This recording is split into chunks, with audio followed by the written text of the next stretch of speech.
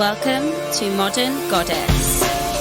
Here we discuss everything mastering your mindset, wellness wisdom, upgrading your relationships so that you can unleash your divine goddess essence and live your authentic best self every single day. I'm your host, Cassie Aurora. Hello and welcome to the podcast. Thank you for joining me again, and I'm happy I could bring you this podcast because, to be honest, by now I thought I would be in labour and pretty much in the throes of having baby stuff going on. However, our baby still hasn't made an appearance. I'm feeling pretty pregnant now, and trying to, and have been really since the very beginning of my pregnancy, visualise a natural birth that happens spontaneously. However, because Bonnie is measuring small, they have been trying to induce me for like 37 from 37 weeks, and I'm now 40 weeks and 1 day, and if she isn't here by Friday then I'll be induced, which is something I really wanted to avoid. And it's no judgment to other people who, I just think what feels right in your body, and actually the stress of it looming over my head has really I thought it wasn't stressing me out, but it definitely was. And it's been an emotional week because I've kind of been having cramps and back pain and contractions now for like a week on and off. And then sometimes I'll get like an hour of consistent contractions and then it'll just stop. It's so strange. And mentally, I think now it's become tiring. So that's where I've been, and hence why I'm obviously withdrawing anyway to try and prepare as best as I can for labour. But then I thought, I'm going to come for my walk, and I've still been walking every day, and do a little podcast update because there's a really big event happening in the sky this week, which I think a lot of astrologers have been kind of looking forward to in 2021, me included, definitely, for many reasons. But it kind of makes me think, this is why, even maybe my own baby will make her appearance, because it would actually make sense astrologically that she would appear when Jupiter makes this move it's going to make in the sky, which I'll talk about. And sometimes I think, she must be waiting for that. But in truth, I don't know if labour will happen on its own, and I don't know, because I have, I'm really having to surrender at the moment. And with me, I am one of these people that, my whole life is about letting go, surrendering.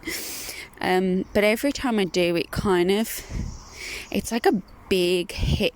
I don't want to say a hit on my ego, because you used to have such control issues. Obviously they're way less now, but then they have this way of appearing in other avenues. So the birth, for example, I let go of control more and more and more as I realise you can't control anything. But this induction thing has been quite big for me, and of course my mind always tends to focus on the worst case scenario. And I think the hospital have been amazing, but it's definitely taught me how quickly I can make decisions from fear when it's something I don't know about, even though I was firm before, I don't want induction, I don't want sweeps, blah, blah, blah. And somehow I have ended up having sweeps, and I may end up with an induction. pardon me. And it's just really interesting, this whole emotional journey, and a lot of the stuff it's been revealing for me, and that's been going on since that Scorpio full moon, really. It's kind of when it heightened, and it's just been interesting because I flip between moments of complete trust and knowing and surrender, and then to like sadness and like crying for an hour or something. So I'm an emotional being, as you know. So the hormones probably don't help. And so that's like where I am, and why I've been laying low. Also because I feel like I've been labouring or false labouring or whatever it is for like a week, and it's kind of having like feeling just not myself at all. It's very strange. So as I bring you this astrology update, you never know, by the time you hear it, maybe I'll be in spontaneous labour. So fingers crossed something happens. I had this really cool Reiki treatment last night from my doula, and I connected with my mum. Those of you that don't know, my mum passed away when I was 15, and it was the first time really I'd had a clear connection with her. I can connect with all sorts of spirits and people that have passed on.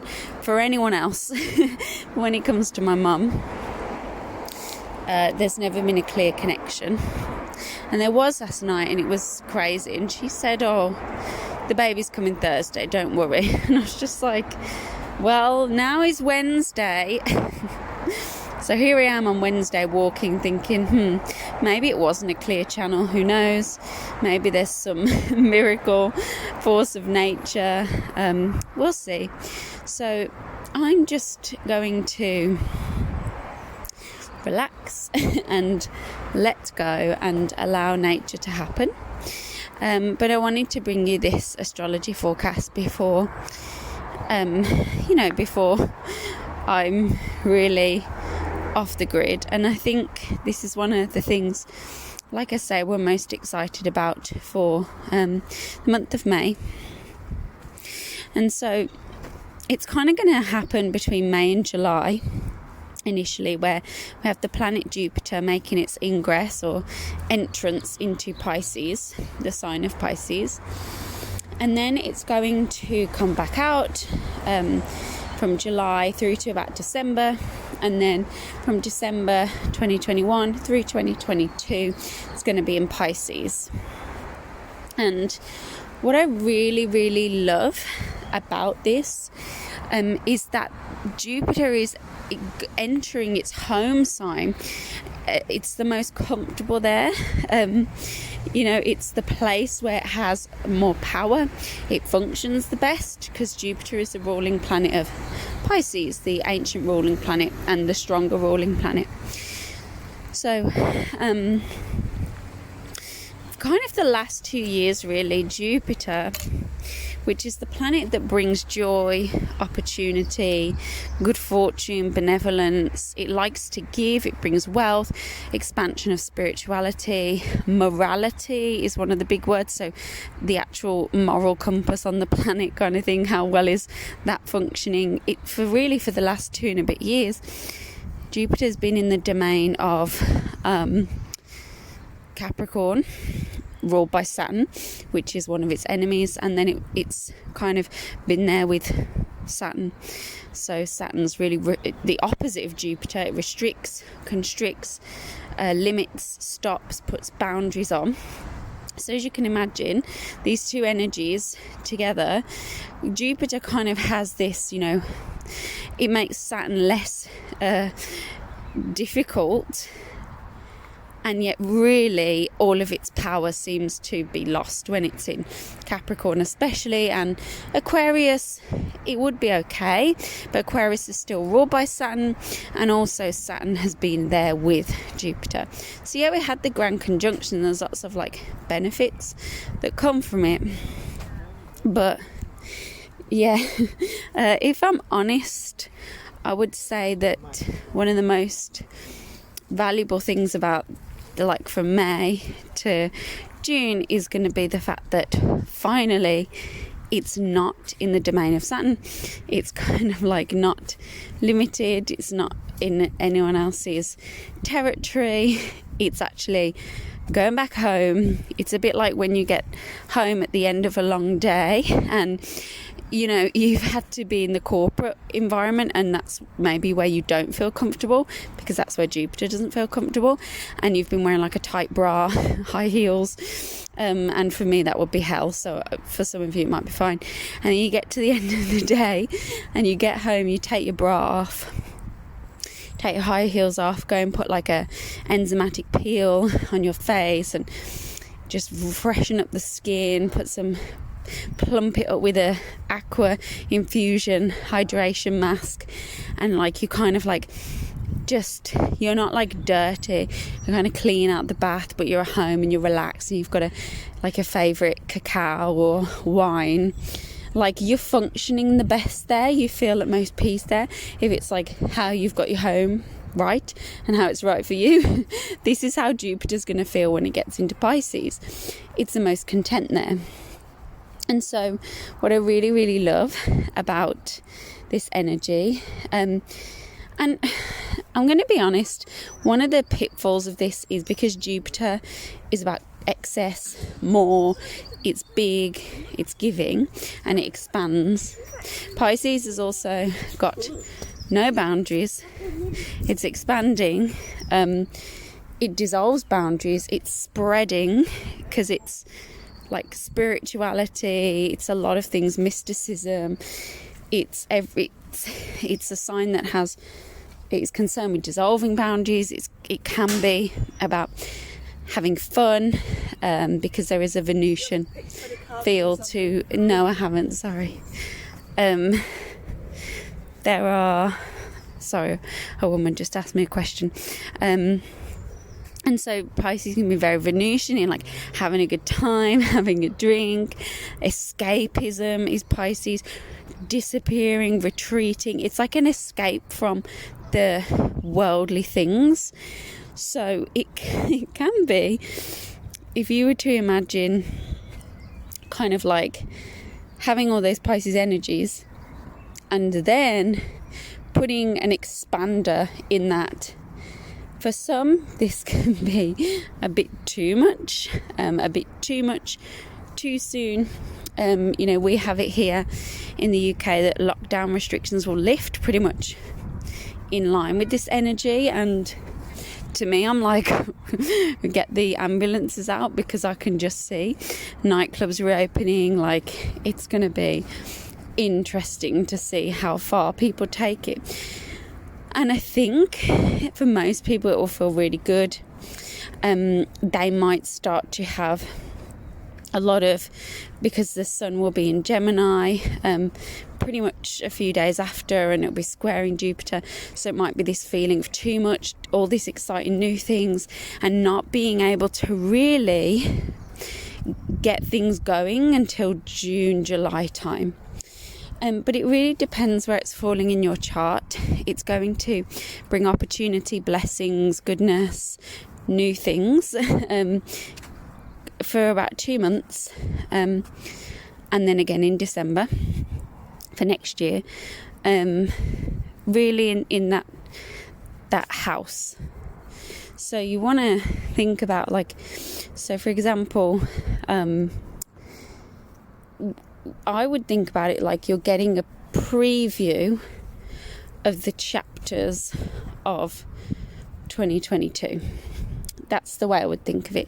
So maybe it's not going to come into full fruition now, because you're getting a preview of what 2022 has to hold, but the blessings will come into that Pisces house regardless. The opportunities will come, the door will open, so to speak.